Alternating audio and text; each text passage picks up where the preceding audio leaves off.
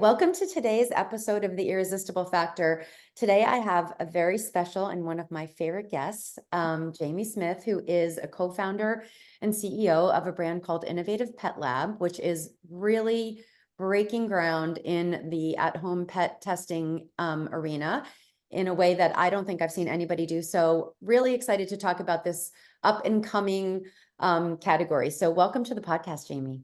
Awesome. Thanks for having me, Christy. Glad to be here. Thank you so much. Let's start by you giving a little bit of background on what Innovative Pet Lab is, and then we'll talk about your background and how you wound up here. Yeah, absolutely. So Innovative Pet Lab is a science-driven pet wellness company.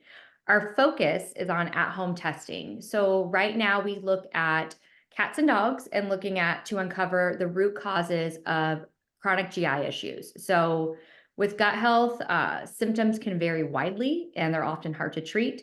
And so our testing company is really focused at looking at analytes or markers in the gut to help understand why the dogs or cats are having problems. And then more importantly, guide the course of treatment. So giving pet parents and vets recommendations that center around diet, lifestyle modifications to really understand and to help them treat their pets at home.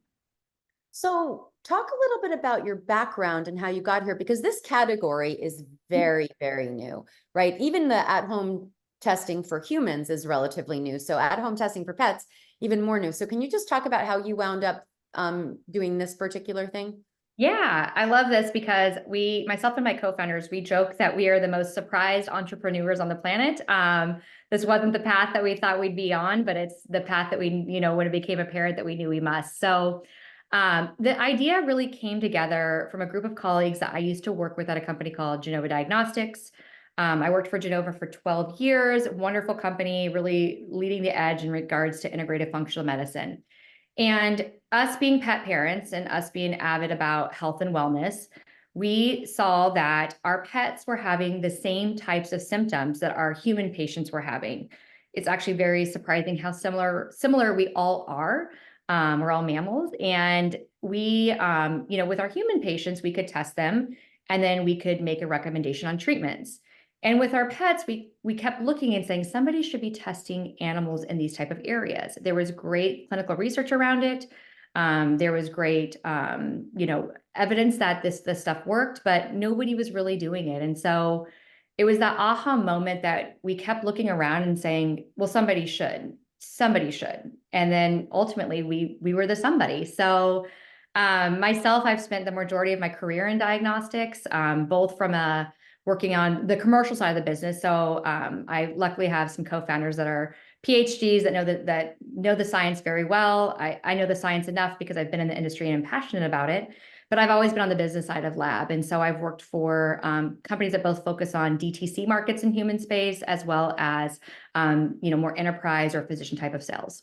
So that's really interesting. And also, I almost feel like it's a double challenge, right? Because you are doing something in a category that's growing, pet, which is amazing, but also something that really hasn't been done. So you not only have the challenge of being an entrepreneur and starting a business, but you almost have the challenge of creating a category. So can you talk about how that feels to you and what your favorite parts are, and then what the biggest challenges have been? Yeah, so it really is this white space, and it's this term, we say it a lot. And but as I was looking for maybe some more data to support the category itself, and specifically in pet, there's just not any out there. Now, there's companies that are doing some great things in pet in the home health market, and they specifically around like genetics and whatnot. But this is still really new. I mean, it's still a little bit new in human. And ultimately, we can look to human markets because pet does follow the human trends. And so we see that there is definitely success there. But I think ultimately it's those moments that you look at the market and you think, okay, well, we're coming out of COVID and behaviors are changing, as well as not just, buying behaviors, but, how we treat our bodies and what's important to us, and ding words in the industry. I remember 10 years ago, you couldn't say the word microbiome and nobody knew what you were talking about. And now everyone's like, is it microbiome? And so it's that moment where we knew we'd be early in the pet market. But it didn't bother us because we had the privilege of seeing the human market transform and being part of that change. And so it's just having the faith to know that the faith to know that the pets are soon behind it, and they deserve it, right? They deserve this type of medicine. And so, being first wasn't gonna stop us from entering it. So talk about getting people to understand what you're doing, because to me that feels like an added layer of challenge for an up and coming brand, right? It's hard to get the word out on your brand in a crowded category, but you're doing sort of the opposite. You're getting the word out on your brand in a not that crowded category, but also not that developed category. Yeah, it is. I mean, we knew that when we entered this space that people would find us as reacting to a problem, right? That, okay, my dog or cat has these chronic diarrhea or vomiting or whatnot, and I don't know what to do, or I've been to the vet multiple times, and so I start this Google search and I go down this rabbit hole, and they're going to find us that way right now. And we knew that when we entered. Um, Ultimately, with growth, and one of the big key things that we're focusing on is education, right? That it's, I want company in 5 years from now, if people are coming to us as part of their preventative health measures for their pets, I know we've done it right. Because that's really where we should be playing, and where pet parents should find us, is that both your cats and dogs and you as a person, you should check your gut every year. It's something that it's so important. It's such a key to overall health that being part of your everyday medicine, we want to help get it there. So it was really empowering, and we were passionate about that. Like, okay, they're going to find us because there's a problem, and we're going to help them with that problem. But what I can't wait is those stories that that pet parent was, or that pet was quote unquote healthy, and then we caught something really early and stopped it before it became a big problem. So Yeah. Yep. How are you dealing with, I mean, I think that the gut health space for humans is even more confusing than pets, actually. Because I think for pets, when your pet's in distress, right? They yeah, have yeah, obvious signs, but humans don't. And so I think there's still a lot of confusion. Even I was at Expo West and there were so many yeah. gut health products, and there's probiotics and prebiotics and all these kinds of things that could help you, but no one completely understands them. No. Humans. So how do you even get people to understand it for pets? Yeah, I mean, honestly, it's the health and wellness is just in general such a crowded market. It's like this buzzword, or, like how everything, oh, it's organic. Well, what does that really mean? And so ultimately our goal is to kind of help pet parents navigate that, right? We have this breadth of knowledge that it is complicated. We're not trying to say it's not. Gut health is really complicated, both in humans and in pets. It's not an easy, there's no silver bullet. There is now being marketing dollars thrown at this. And so then it's becoming what's the biggest, loudest message versus what's actual fact. And so we're trying to help pet parents navigate that, right? With giving them options. And also one of our big and core pillars of our company is that we won't make someone feel bad or shame. I think there's a lot of like, well, do you feed raw? Do you feed fresh? Do you feed kibble? Do you use these supplements or those supplements? Look, at the end of the day, I know that as a pet parent, I believe as a pet parent that we are just trying to do our best. Mhm. And I joke, I've got 3 kids, that some days I'm just, and a dog, so I have 4. Some days I'm just world's most okay mom, just most okay today. And that's fine. And so, we try and give pet parents information that if you just can start with something little, then great, start there. Or if you're really ready for those big changes, then we'll give you that information as well. But ultimately being that source to help navigate it, because it is hard. And honestly, one of the biggest complaints that we get from a customer is when a test result comes back and everything is normal. And I get it, frustration. Like I hear you, because I am that person too, where you're like, something's wrong though, and I want to know. And my answer is always like, look, one good news is you're doing a lot of right things. So let's start there. And the other better news, it's not one of these things, so we can go down a different avenue. And we try to help guide that as well. So it is a hard thing, and it's not solved. And there's not one company out there doing it right. I think it's just, ultimately trying to help navigate it. Yeah.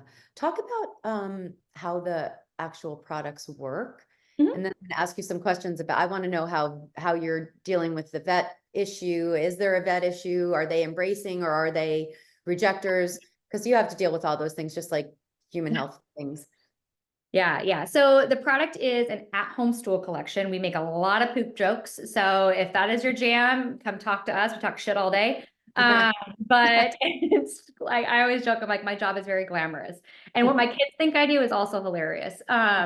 But it is an at-home poop collection. You buy a kit online on our website or through one of our partners. The kit comes to your house. It's a fresh collection. everything you need for sending it or for collecting it and sending it is provided in the box. It goes right back to our lab.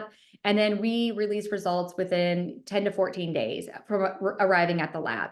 Digital results. So it's a form that you go online and you see, and it really talks about the analytes, because we understand that pet parents don't know these analytes. And analytes, when you look at a test, like cholesterol is an analyte. You can call them analytes, call them markers. But a lot of what we look at is not familiar, and it's not normal nomenclature. And some vets aren't even familiar with this stuff. And we'll get to the vet market in a second. But so we talk about what it is, why it's important, why we measure it. And then we give you explanations on what to do. So if things are high or low, what are foods, lifestyle recommendations, supplements that you can incorporate into your pet's diet to help them. Also, though, if it's really high or really low, and we think there's a problem, we'll tell you to go right to your vet for that full diagnostic workup. I think one of the misconceptions about our company is that they're calling us a diagnostic, and in lab world, that's when you diagnose a disease. So you are diagnosed with inflammatory bowel disease. We're not diagnosing a disease. What we're telling you is that there are things going on and it's pointing in this direction. And so we play in this space between onset of symptoms and diagnosis of disease to help lower that or prevent it. So, yeah. And talk about, like, this reminds me a little bit of pharma, where some doctors embrace this. Like, I happen to go to an integrated doctor and he embraces testing and understanding, right? And then some doctors are like, you don't tell me what to do. Yes. I know what to do. So is the vet experience the same?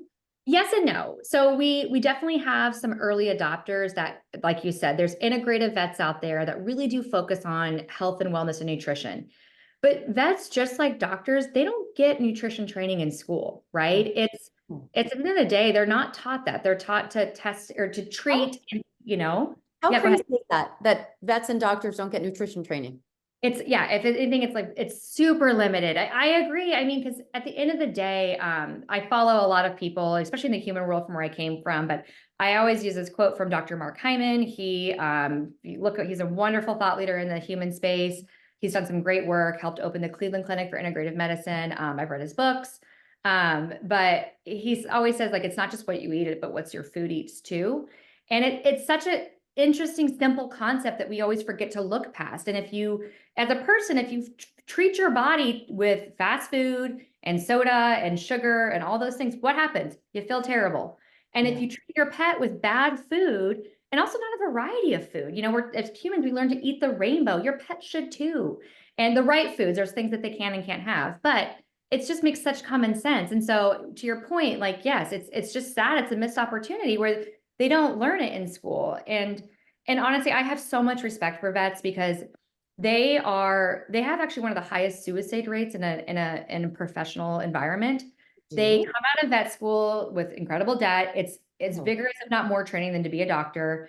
You think about it too, they treat multiple species, right? It's not just one species, it's multiple body systems.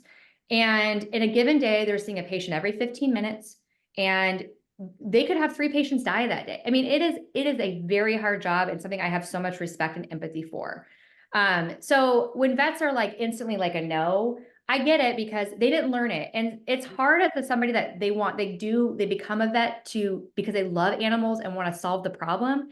That's a hard feeling when you can't solve it and they don't know it, and it just puts them on their heels. And so when we came to market, I was anticipating that. And so ultimately, what's made us have headway with vets is the fact that all of our markers are backed by research. And so I can speak their language of like, okay, I understand you didn't learn this, but here is some great research from a vet institution that shows it. So talk about the launch of the brand, because you obviously have 2 communication streams that at some point you're going to have 2 communication streams. I don't know if you do now, but one for consumers and one for vets. How has the launch gone for you so far? Yeah, so I joke that we learned early on. So we came to market in beta in 2022, late 2022, and then we really launched in 2023. And we were so excited, right? We were like, we did it. We brought the product to market. Here we are, world. And I will show my age a little bit here, where I say we realized quickly that we were not the field of dreams. If you build it, they will not come. And so we realized that it was a longer and a harder uphill than we were anticipating. And We also realized pretty quickly that we were not good at CPG. Our background is not consumer packaged goods. We were lab and lab people and clinical people and medicine. And so we realized that we needed help. And so as an entrepreneur and as somebody doing startups, I think that there's lots of qualities you need, but one of them is raising your hand and saying, I'm not good at this and I need help. And so that was the best thing that we did. And we went through an accelerator program that really did help us understand the consumer in a way that we weren't even thinking about and get asked tough questions that we had to then come together as a team and like, my baby was called ugly and that was okay. And it was hard to hear, but it wasn't wrong. And so I think being open to that and really being able to pivot and be nimble helped us because right now we're having such rapid growth and it's really exciting. And they are coming finally, but it was a bumpy start to begin at best. I mean, we almost lost money. We almost ran out of money twice, and that's a terrifying feeling. And so especially when you have a good product, and even great products fail, but if you don't do it right and you don't communicate it right, and that's what we learned. We were not communicating it effectively. And so repositioning that, because we were trying to talk to consumers like they were clinicians and it wasn't working. Yeah. So And that is interesting because you guys have, I think there are lots of kinds of entrepreneurs, and sometimes a founder is someone who's just super great at talking and marketing, and that's their background, and they don't even know how to launch a product, and they don't know the background of all the things and the manufacturing and all this. You guys were in a little bit different situation. You really understood the science and the clinicals and all of the stuff that needed to happen in the back end, but not so much consumer facing. So can you talk a little bit about those challenges? yeah, I mean, the easiest thing we did was start the lab. That like took no time and validate the samples. We're like, yeah, this is easy, and I think there was a couple aha moments where I was like, we're not just a lab we are a tech company too. And there were some definite lessons learned about that because we didn't know what questions to ask. And we didn't have the right people on the team at the time to ask the right questions about that. And so we were trying to build this. There was a lot of lessons learned that I will not do again. And I wear that badge of honor of like, yep, failed pretty hard on that one. And especially around the technology aspect, I didn't realize how much time was spent there. And I actually have a lot of now respect for people that do that as their job. I was like, just build it for me. It should be easy, right? It's not. Seems And so simple, right? it's simple. Like, come on, software engineers, you just do it, right? You don't. It's really hard. I have a lot of respect. I apologize for all the negative thoughts I had in the beginning. I have eaten humble pie on those. But I mean, it's just those moments where you don't know what you know until you're in it. And so I think that like having to look internally and say like, okay, yes, we are a lab and we are a testing company, but we're a technology company and that needs to be brought up to match the premium of our product. And that's the other thing too, where we have a higher price point and I'm unapologetic about it because it is a premium product and it's a really incredible product. But if you're not for the consumer, for their perception, I should, of it, if you're not delivering a premium service with it and experience, they're like, well, what is this? And we know at the end of the day that we are one of the best labs out there, that our science is sound, our results are sound, and we're really proud of that. But if the perception isn't there as well, and that was a hard pill to swallow, then we're not gonna be successful. And it's taking those moments to learn from them. Talk about some of the bigger challenges. Like, are there any stories of things that happened that you feel like you want to share so that you can potentially help someone else not do some of those things? I'd say a couple. There's a lot, but some that come to mind is that if you are the founder and CEO, there is so much on your plate. And so putting the right people around you is really key. And there were times where it became apparent we just didn't. And that's a hard one. Especially if there's feelings and there's personal relationships involved in that. And it's not maybe the right person, maybe the right time. And so I trusted people to do stuff that I was like, okay, just they've got it. And didn't double check the work until it became too late. And then we put ourselves in a position where we shouldn't have been. And that's on me, right? At the end of the day, it's on me. And so we had to part ways with someone that was with us from the beginning. And it was a hard for both of us, but it was the right decision for both of us. And, it's one of those where you just want to believe that it's the right time for him and it wasn't. And so that was a hard one. That was probably one of my hardest, because to this day, like you care dearly about the people, but they're just not right for the business, and that's okay. They're right for someone else's business. That was a tough one. And then I think the technology piece, we didn't clearly define what we wanted to be built. And we're like, just build it. And we just thought that's what they did. And it didn't get built the way we wanted it to. And looking back, reflecting, well, I was like, well, because I didn't articulate it, so all these problems that happened, we didn't spell it out for them. We're just like, yeah, you get it, right?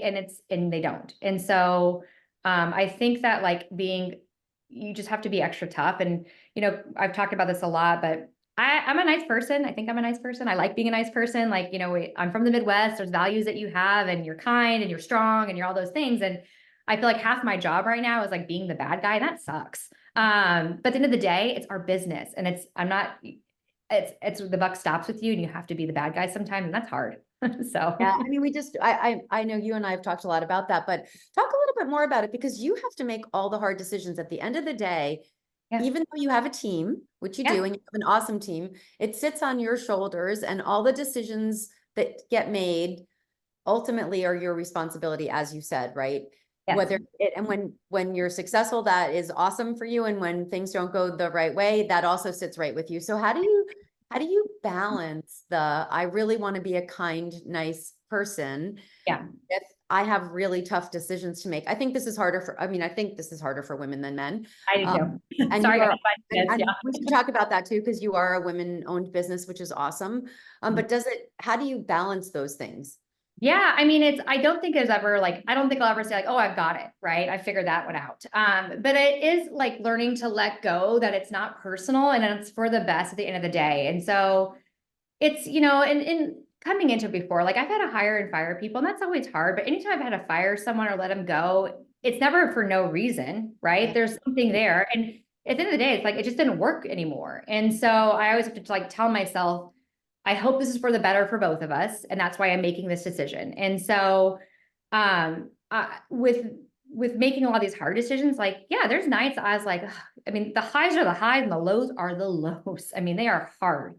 But ultimately it's just like letting it go and giving yourself the grace to let it go. And I always say like, to like, just take a day to be sad or mad, and then we're done. And so, it's take the moments and own the moments and say, like, I am a big believer of like, yeah, that sucked. And like, I'm going to be sad for a little bit, or I'm going to be hurt for a little bit, but I'm also a big believer that it's time to move on. You got to move forward. And it's something I think I'll always just struggle with, but I don't also want to lose the core person of who I am. And I won't let that happen. It's too important for me. And there's just bigger things in life than this. I'm a military spouse. My husband's active duty. And so he's actually deployed right now. And so I think that gives me a unique perspective on life, where like when I have a bad day, and it's okay to have it and say it, and it's still bad, but I think some of his bad days are way worse than mine. Then it gives you a little bit more perspective to say like, all right, it's going to be fine. We're going to figure it out. Let's move it forward. But it's a balancing act. I don't think I'll ever have it right. No, I don't think anyone ever gets it right. I want to talk about the good things too, because you guys have Yeah. had a lot of good things happen. So talk about when did you know, or was there a moment, or was it a series of moments when you knew this was going to be real? Like you were going to make it happen, and you could see it, the path. Yeah. So it's interesting because again, I never thought I would start a business. There's just like people that are like, I'm going to start a business and do it. I had great jobs that I loved, and I actually left Everlywell because my husband was deploying, and I like knew I needed to balance life better. Joke's on me. I started a business, so did not do that well. But I was like, That's what you call balance. I know, I was like, I had to take a step away. Like he's leaving, and we'd have too many kids, and I have 3 kids, 4 with a dog. But yeah, so I just don't think that, I didn't do this without having confidence. I kept had this idea, like, this is a good idea. And even as we started the business, I think there's always those like moments that you're like, okay, and you just like go a little bit more in each time. But what kept me always in it was knowing that this was a really good idea, and what we were doing is really actually helping pets. And so, this second time we almost ran out of money, it was like that moment that you look at yourself and say, like, what are we doing here? Right? Like, is this really like, how far are you going to go? And even if that, as scary and as bad that moment was, I was like, no, this is really good. And so we dove in again and we did not give up. And it was about 3 months after that, or maybe 2 months after that, that we got accepted into SKU, which is a wonderful accelerator program. Cannot recommend it more. And we started to get people around us that understood the hard and the bad and made that okay, but also put us a plan together to make it great and started seeing the metrics turn. And that was that moment I was like, we've got this. And you know what? We're not going to fail. Like we've got now different levers to pull, and I won't put us in the position again where we don't have levers to pull. And so that was kind of the moment so that we were like, yep, let's go full force. Awesome. So talk about money, because you talked about almost going, not Yeah. having money twice. Yeah. Have you guys done a capital raise? Are you in the process? Can you talk about that a little bit? Yeah, so we actually just got our first outside major investment. We got accepted into the LEAP Accelerator program, which is a program that's put on by Mars Pet Care, the Michelson Animal Foundation, and RGA Ventures. And so I still pinch myself that we got accepted into this. It's incredible. There's incredible companies that came before us. There's incredible companies that don't get into this. So it's that like very humbling moment that we got accepted into this. So that came with an investment, which was amazing. And so with that, we're also getting ready to do our first raise. We've never taken outside money before, and it comes back to the core values of myself and my founders, in that we bootstrap this. And you're just like, I was raised where you don't ask people for money, you don't do that. And so it's this novel concept of like having to go out there and do that. And so we've been really diligent about thinking through what we're asking and how much we're willing to give up too, right? Like at the end of the day, we're in a stage where I don't want to give too much away yet, because we do have momentum now, and we are moving close to profitability. And so it's that balance of like, yes, I want to do some great things and I want to grow and I need money to do that. And I'm confident now that we can take money on, because I wouldn't ask for it before until I was. Versus like, okay, but if I do a little bit less, I give less of the money away. So we've really, and I joked with one of my mentors, like I've been waffling on this before because I'm just trying to pick that right number. But ultimately, I think we're there, and we're getting ready to start doing our first raise, which is exciting and terrifying. Yeah. Talk about the idea of what you give up to get up, and what kind of partner you're looking for. Because I think, I've talked to so many people who've done this in a bunch of different ways, and the ones who are happy find partners that are share their values and their mission, and the ones that seem unhappy are the ones who took money to take money and they've given up too much. And then, so where are you guys with that? Yeah, it's a great question. I'm lucky now that we're in a position I don't have to take money to survive, right? Like I am taking money to grow. I'm not taking money to survive, which is a whole different ballgame to be in, and one that I'm really proud of our team that we got here. Um, I am adamant that I won't take money from someone if they're not a good fit. Because at the end of the day, we're unique in what we're doing, and I'm not going to change it. I'm not going to be a Me Too product. I get a lot of pressure right now. They're like, well, aren't you going to sell supplements? And not that I'm against it by any means, but right now I am focused on being the best lab in pet care as far as these type of testing are. And what I don't want to do is make a consumer question my results based on trying to sell them something. Now, there's consumers that really want that, and there's great companies that do that, and they have total integrity, and I believe their results and their recommendations. Don't get me wrong, it's not what I'm saying. But I'm just a little old school in that I think that those things were separated, and I don't really want to focus on that right now. So when looking at investors and partners, I want to know that they clearly heard our vision and they support it, because otherwise it's just not a good fit. And at the end of the day, I don't need to waste anyone's time on that. The human testing, are they doing the same kinds of things where they'll test and then recommend supplements?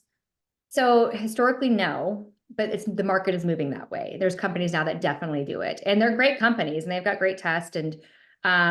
But I grew up in the industry where you did not do that. I mean, I grew up in the industry during Elizabeth Holmes. So like there are things that we like do not, so we are probably overly cautious because of that. I mean, sometimes I have to laugh at like how much we self-regulate ourselves and our team because of just who we are and how we grew up in the industry. And so There are human companies doing it and they do it well, but they singularly focus on kind of maybe one disease state. Right now we're doing gut health, but we're going to do other types of chronic condition management in pets. We're looking at other types of tests. And so that's more important to me right now than looking at like long tail and for supplements and foods. Now, that being said, we work with some really great partners. And so one of the things I pride ourselves in, the people we do recommend, we have vetted them. We feed our own pets those foods and supplements and toys. And so I want to create this community of pet parents that know that we're coming with the voice of truth and authenticity, and that they can trust us with that. Yeah. I want to talk a little bit more about the vet thing, but first I want to ask you about being a woman-owned and mostly women-run company. You're all moms, right? Pretty much? All right. Yes. All moms. So you have the I don't know how many, I was going to say double challenge, but maybe it's even more of being moms, having this as a thing to do, which, you know, launching a company is more than full-time. Yes. Being a mom is more than full-time. Yeah. So talk about your team, talk a little bit about how that came to be. Yeah, I'm lucky. I have just the best team. There are a few men on my team as well, but we are majority female owned and founded and operated. So I mentioned this earlier, mom, a military spouse. I really had a lot of challenges early in my career. I always wanted to have a career. I always wanted to be a working mom.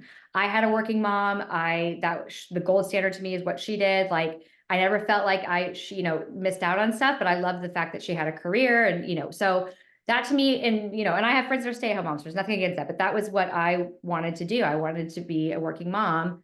And early on in my career, I struggled because we were moving all the time. And I got lucky where I found a job that allowed me the flexibility to be a mom and a person and grow in my career. And so when forming a company, that was important to me, because when I used to hire people, I loved finding former stay-at-home moms that were ready to come back in the workforce because they could crush it. I knew they could handle everything because they had the hardest job first before they did our job. Our job was cake then.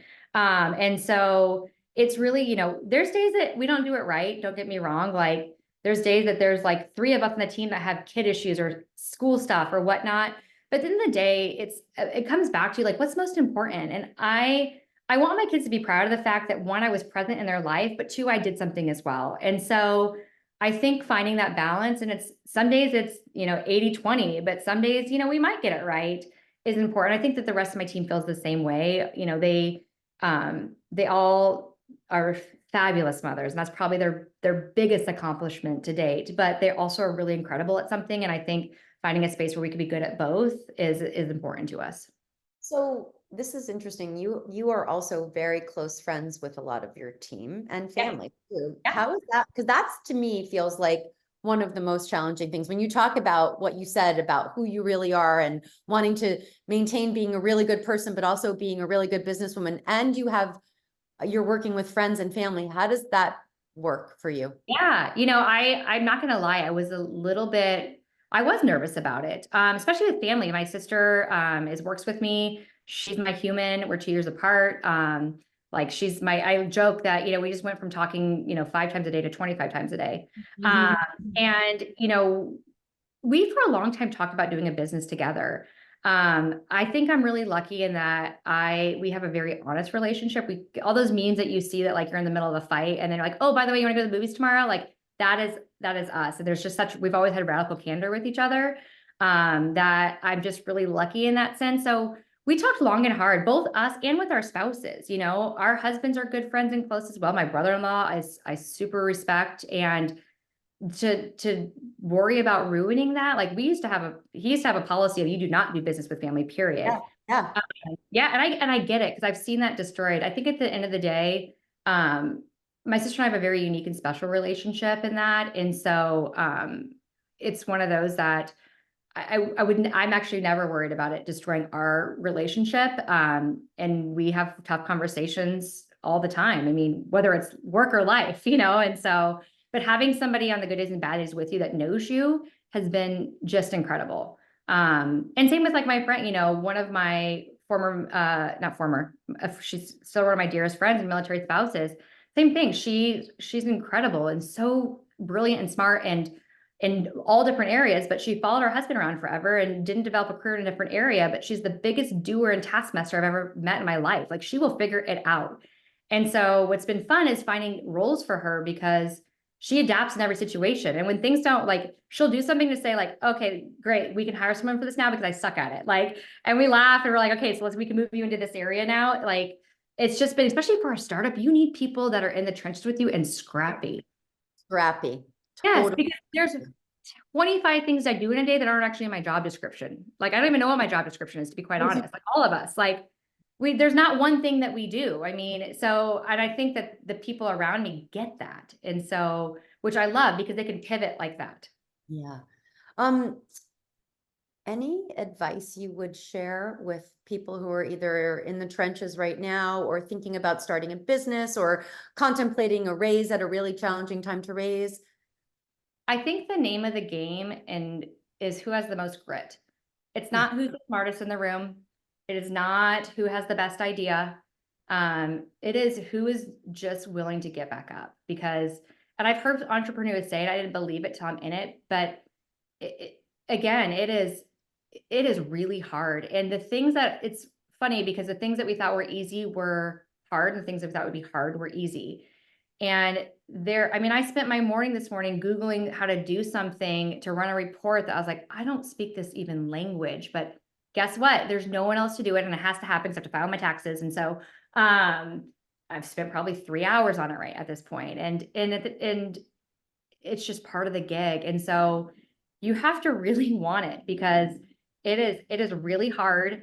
And there are so many more opportunities to fail than succeed, but the people that do, it's just they have the most grit and they have gumption. I mean, that's what it is. So I agree with you. I had someone on my podcast 2 weeks ago. His name's David Spungen. He's an investor and also a financial planner. And he said a quote that I thought was amazing. And it was, if you want to be a founder, you have to be prepared to get hit in the face with a shovel every single day and just get back up. And I was every that image.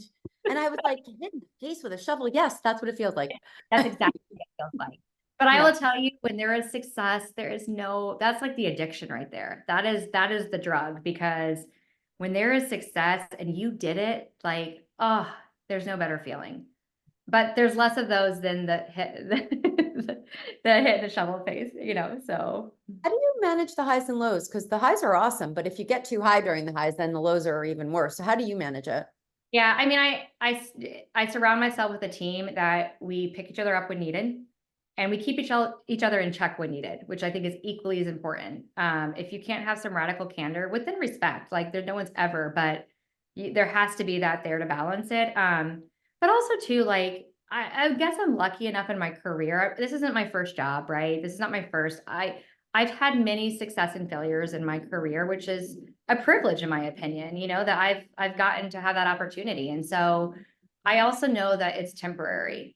And what I do love about owning my own business is that at the end of the day, the problem is mine and I get to fix it. And whether I want to or not, I that's a privilege too. And so I worked for companies where I didn't get to fix the problem. And that was really frustrating. And so I think, even on the worst days, knowing that you get the privilege of doing this is pretty incredible. I think that's a really cool thing to say. And I think it's really important because it is fun not to have to ask someone for permission or. Yeah, sometimes they're like, oh, I'm just going to do it. I'm just decision. Yeah. So, and then so when you get the and now too, like empowering my team to do the same. Like, listen, you have to own it because I can't do all of it. So you own it. And you know what? You're not going to get every decision right. And when you don't, we'll talk about it and it's going to be fine. And we're going to laugh and figure out how to do it better the next time. It's really awesome. It's a great attitude. I want to thank you so much for your time, but also ask you, is there anything else that you haven't shared that you want to say? Do you want to say anything about the product? Do you want to give a discount or anything?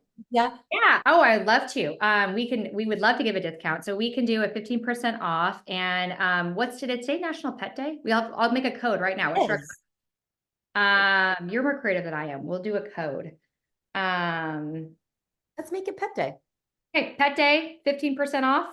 Yeah, for doing this. Thank you so much. I would love to do that. Yeah. And honestly, I would love to have the websites, innovativepetlab.com. We're on Amazon, we're on Chewy. I would love some reviews. We're now in this like game of reviews. But I will tell you all, we read every review, and even ones we've gotten a couple, like not everyone's been 5 stars, which is fine. Not fine. No, it's fine. But like even like the ones we got a 3-star, like read it. We're like, great point. Thank you for the feedback. We're gonna take it in and use it to do it better. So I really do appreciate if people do give reviews. Hopefully 5, but you know, be honest. So yeah. Great. But Thank no, thank you for having me. This has been fun. you. I'm glad.